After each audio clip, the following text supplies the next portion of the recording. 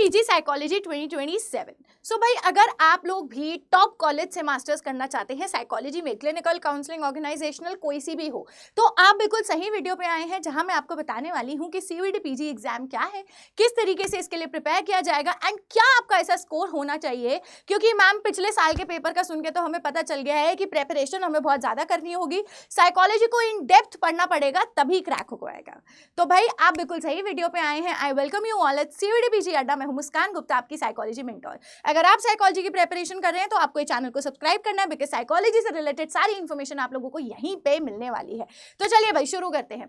सबसे पहली चीज, ये जो आपका सीयूईटी पीजी एग्जाम होता है ये एक नेशनल लेवल एंट्रेंस टेस्ट है। तो आप इंडिया के किसी भी कोने में हैं तो आप ये एंट्रेंस टेस्ट जो है दे सकते हैं। अब इसके अंदर क्या क्या चीजें कवर होती हैं भाई, देखिए ये जो हमारा टेस्ट है एनटीए द्वारा कंडक्ट कराया जाता है। एनटीए क्या है, आप लोगों ने सुना ही है, नेशनल टेस्टिंग एजेंसी। ये जो एजेंसी आपके एग्जाम्स को कंडक्ट कराती है, ठीक है, आपका सेंटर पड़ता है, आपको वहां पे जाके एग्जाम देना होता है। एंड इस एंट्रेंस एग्जाम के थ्रू आप जो है state universities, private universities and जितनी भी आपकी सेंट्रल यूनिवर्सिटीज है, गवर्नमेंट, प्राइवेट, डीम टू, हर एक में आप एडमिशन जो है यहाँ के थ्रू ले सकते हैं। नाउ इज द कंसर्न कि मैम एक्चुअली में एग्जाम पैटर्न क्या होता है और मैम साइकोलॉजी का सिलेबस क्या है, क्योंकि हमारे को क्या है सिर्फ यूनिट्स के नाम दे दिए, क्या क्या चीजें हमें पढ़नी है तो वो भी मैं आपको बताऊंगी। चलिए भाई सबसे पहले जो है हम लोग क्या बात करेंगे, सबसे पहले हम लोग एग्जाम पैटर्न की बात करेंगे। ठीक है, एग्जाम पैटर्न जो आपका रहता है ना वो ये रहता है कि यहाँ पे ये ऑनलाइन मोड है, यानी कंप्यूटर बेस्ड टेस्ट है। आप जो है अप्लाई करेंगे टेस्ट के लिए, इसके जो फॉर्म्स हैं यूजुअली कहीं जनवरी के अराउंड आ जाते हैं। एंड इसके बाद क्या होता है, यहाँ पे आपका ये ऑनलाइन कंप्यूटर बेस्ड टेस्ट रहता है। उसके बाद यहाँ पे आपका जो ड्यूरेशन है ये 90 मिनट्स का रहता है, जिसके अंदर आपके 75 क्वेश्चन आते हैं। तो आपको 1.5 घंटे के अंदर 75 क्वेश्चन को सॉल्व करना है। नाउ द कैच इज कि यहाँ पे आपकी नेगेटिव मार्किंग भी रहती है। तो अगर आप एक क्वेश्चन ठीक करके आते हो तो आपको +4 मिलेगा, वहीं अगर आप एक क्वेश्चन गलत करके आते हो तो आपका -1 हो जाएगा। विच मीन्स दैट आप लोग हर एक क्वेश्चन को अटेम्प्ट नहीं कर सकते हो। यानी कि अगर 75 के 75 क्वेश्चन है तो वो सारे आप अटेम्प्ट नहीं कर सकते हो, सिर्फ कुछ ही आपको वहां पे अटेम्प्ट करने होंगे। ठीक है, फिर उसके बाद टोटल मार्क्स आपके 300 बनते हैं भाई। 75 को 4 से मल्टीप्लाई करोगे तो 300 ही आएगा, तो 300 मार्क्स बनते हैं, जिसमें से कहीं ना कहीं टारगेटेड स्कोर जो है आपको 280, ठीक है, 250 से 280 के बीच में लेके आना होगा, ताकि आप जो है ड्यू टेस्ट इन सब यूनिवर्सिटीज में आराम से जा सके। अब मैं आप लोगों को बताती हूँ कि इसका पेपर कोड क्या है और एलिजिबिलिटी क्या है।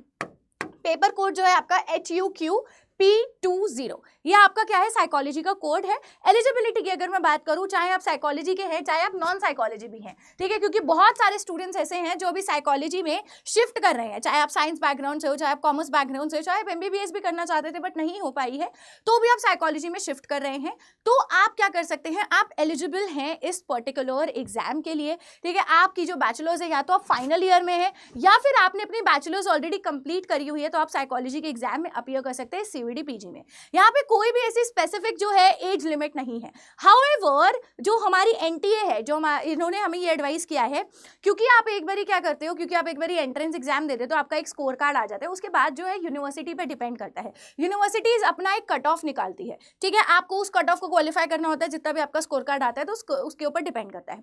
नाउ द कैच इज कि आपको हर एक यूनिवर्सिटी की क्या चेक करनी है, एलिजिबिलिटी चेक करनी है। कि कई जगहों पे क्या है कि psychology as a subject in bachelors is a prerequisite, requirement होती ही होती है, तो ये सारी चीजें जो है आपको चेक करनी है। लेकिन अगर भी आप फिर भी नॉन साइकोलॉजी बैकग्राउंड के स्टूडेंट हैं, आप दिल्ली यूनिवर्सिटी जैसी यूनिवर्सिटीज के लिए यूजुअली एलिजिबल हैं, BHU के लिए भी आप एलिजिबल हो जाते हैं, तो आपको क्या करना है, कंपटीशन थोड़ा सा ज्यादा रहता है तो उसी अकॉर्डिंग प्रिपेयर करना है।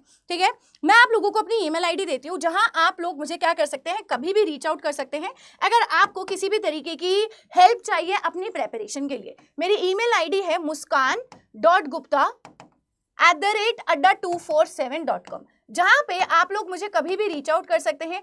आपकी जो भी क्वेरी है रिलेटेड टू कोई भी तरीके की, आप जो है मेरे से यहाँ पे कांटेक्ट करके पूछ सकते हैं।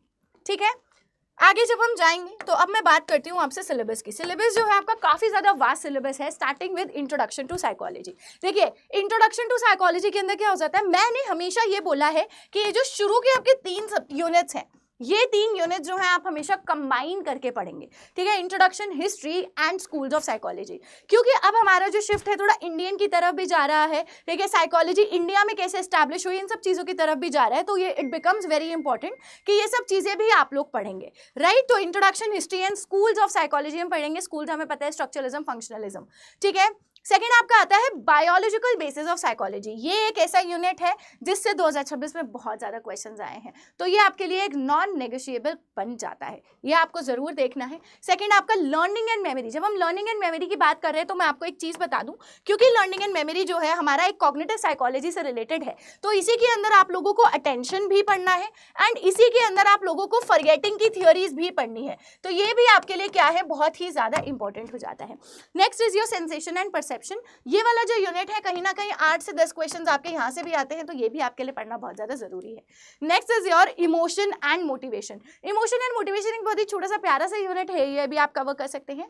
साथ ही साथ आपसे इंटेलिजेंस एंड पर्सनालिटीज की थ्योरीज और इनके टेस्ट, ये दोनों चीजें आप लोगों के लिए काफी ज्यादा इंपॉर्टेंट है, जिसके अंदर हमारा सबसे मेन इंपॉर्टेंट हो जाता है वेशलर का टेस्ट एंड पर्सनालिटी के अंदर रोशाक के टेस्ट से भी क्वेश्चन जरूर आते हैं।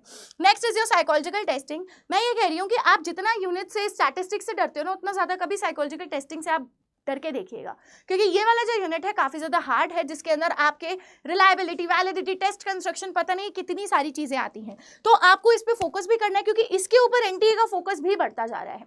ठीक है, फिर आपका आता है लाइफ स्पैन डेवलपमेंट। इसके अंदर सबसे ज्यादा थियोरेटिकल पार्ट आपको देखने को मिलेगा, क्योंकि जितनी भी आपकी मेजर थ्योरीज है, एरिक एरिक्सन, जेन पियाजे, कोहलबर्ग, ठीक है, stages of death, attachment styles, parenting styles, ये सारी चीजें आपकी यहीं पे कवर हो जाती हैं, जो आपके लिए अगेन बहुत ज्यादा इंपॉर्टेंट है।